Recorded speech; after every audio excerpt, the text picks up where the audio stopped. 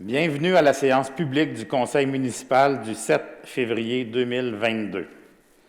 Je commence cette allocution avec l'extraordinaire bilan de santé de la construction, un domaine où les Mascoutins se sont amplement démarqués l'an passé.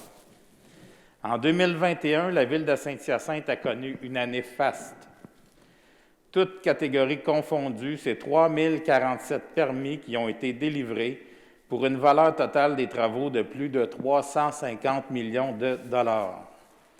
En réalité, nous avons connu une année record avec 90 % plus de logements créés et une valeur des travaux de 96 % plus élevée qu'en 2020. Ces données encourageantes montrent l'effervescence de la construction à Saint-Hyacinthe. Elles illustrent le dynamisme de notre ville et notre volonté d'offrir un milieu de vie attrayant à nos citoyens. Elles traduisent une tendance vers la réalisation de projets structurants pour la construction de nombreuses unités d'habitation.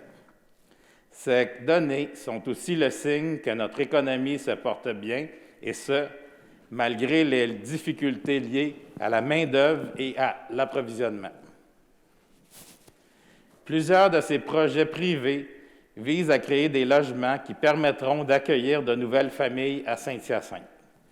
L'accès au logement est un enjeu important et nous en sommes bien conscients.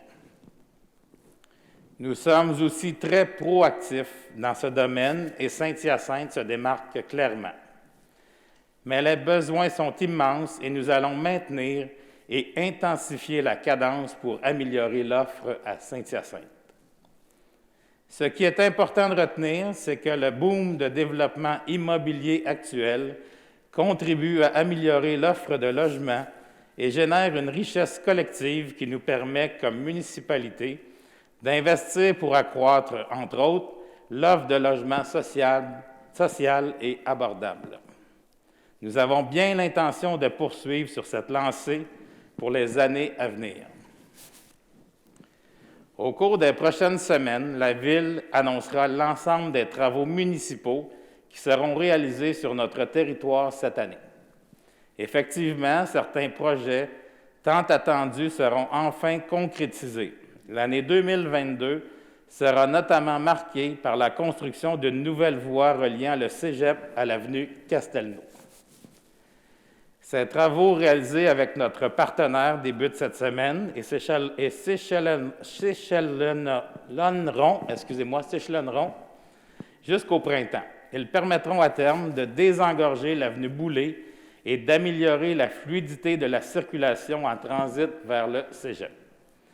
Il s'agit d'un endroit névralgique et nos équipes municipales travaillent déjà à trouver les meilleures possibilités pour minimiser les impacts sur la circulation. Et dans le but de continuer d'agir pour le bien-être de notre collectivité, nous avons aussi besoin de vous entendre. À ce titre, depuis vendredi dernier, il est encore plus facile de communiquer avec la Ville. En effet, les quelques 300 lignes téléphoniques directes de la Ville ont été remplacées par une ligne générale, soit le 450-778-8300. Il faut dorénavant utiliser ce numéro pour joindre tous les services municipaux, urbanisme, loisirs, finances, travaux publics, etc. Un seul numéro à retenir, le 450-778-8300. Quant à la ligne du service des requêtes, elle demeure le 450-778-1000. Pour plus de détails, visitez le site Internet de la Ville de Saint-Hyacinthe. Toujours au canal des communications, la Ville fera paraître le tout premier numéro annuel du bulletin au rythme de Saint-Hyacinthe le 14 février.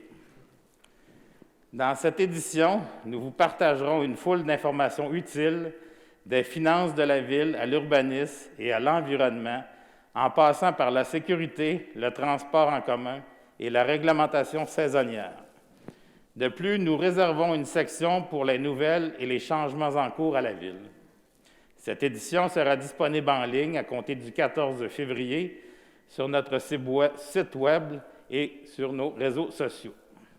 Une copie papier sera aussi disponible quelques jours plus tard dans différents lieux municipaux. Je prends maintenant un instant pour vous faire quelques annonces et pour vous encourager à profiter de nos activités de loisirs et nos installations municipales extérieures. Tout d'abord, je vous invite à consulter la programmation de la semaine de relâche du 28 février au 4 mars, offerte par les corporations de loisirs de quartier et certains organismes sportifs et culturels. Les inscriptions sont commencées. Une belle semaine de congé en perspective pour nos jeunes. Du côté du parc Les Salines, les soirées illuminées se poursuivent pour vous permettre de glisser et de patiner dans une ambiance féerique. Un camion de cuisine de rue est présent chaque fin de semaine. La Ville de Saint-Hyacinthe est fière d'offrir un aussi beau lieu pour profiter de la nature et du plein air. Venez respirer l'air frais au parc Les Salines. Autre bonne nouvelle en loisirs, 2 installations récréatives de la Ville sont de nouveau ouvertes. C'est le cas notamment du bassin récréatif et compétitif du Centre aquatique Desjardins.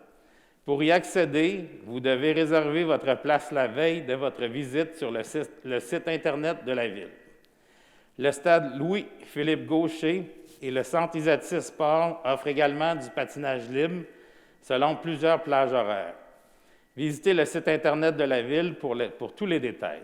À noter, des mesures sont mises en place pour vous permettre de bouger en toute sécurité, dont le port du masque et le passeport vaccinal obligatoire.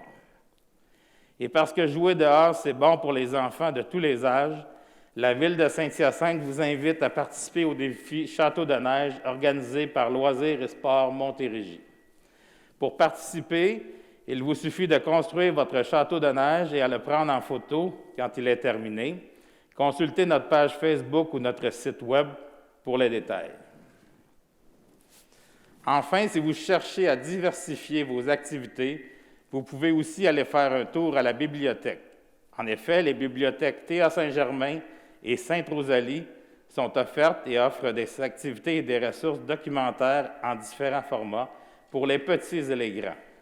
Les 2 bibliothèques sont ouvertes dans le respect des mesures sanitaires.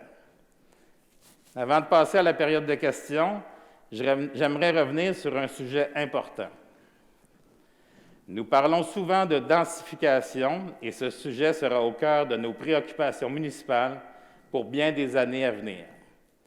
C'est un enjeu complexe et comme municipalité, nous avons une responsabilité de bien l'expliquer. D'abord, la densification du territoire de Saint-Hyacinthe est un impératif imposé par le schéma d'aménagement et de développement de la MRC des Mascoutins. Ce schéma découle des récentes orientations gouvernementales pour les MRC périmétropolitaines de la Communauté métropolitaine de Montréal, la CMM. Selon ces orientations, la Ville a l'obligation d'obtenir un minimum de 29 logements à l'hectare en moyenne pour tous les nouveaux projets de développement. Il est important de comprendre que selon ces orientations gouvernementales, plus les années passent et plus les exigences de densification en matière de logement à l'hectare sont élevées. Il faut aussi retenir que la croissance de Saint-Hyacinthe ne peut plus passer par l'étalement urbain, la croissance horizontale, elle doit donc se faire par la densification, la croissance verticale. C'est une étape que franchissent toutes les villes du monde à un certain moment de leur évolution. Lors de la séance publique du 17 janvier dernier, nous avons été interpellés par un citoyen, M. Jean Dubé, qui souhaitait comprendre la différence de densité entre le projet M et le projet Viva Santé. Voici donc quelques éléments pour expliquer cette différence de densité. Le projet Viva Santé est un ensemble immobilier sur un terrain unique. Il s'inscrit à l'intérieur du noyau urbain central, tel que défini au plan d'urbanisme. Dans ce secteur, la densité d'habitation préconisée doit être élevée. De plus, la compacité de la trame urbaine du secteur situé à proximité de l'hôpital oblige à offrir du stationnement entièrement intérieur. Dans ce cas-ci, on parle de 3 niveaux de stationnement intérieur. Pour aménager ces stationnements, il n'existe aucune autre solution que de bâtir en hauteur. Quant au projet M, il est très différent puisqu'il se situe dans un secteur qui n'est pas situé à l'intérieur du noyau urbain central. Conséquemment, la densité prescrite à respecter est moyenne. Ce projet vise davantage la création de nouveaux quartiers, y compris la construction de rues, d'espaces verts et de nombreux bâtiments.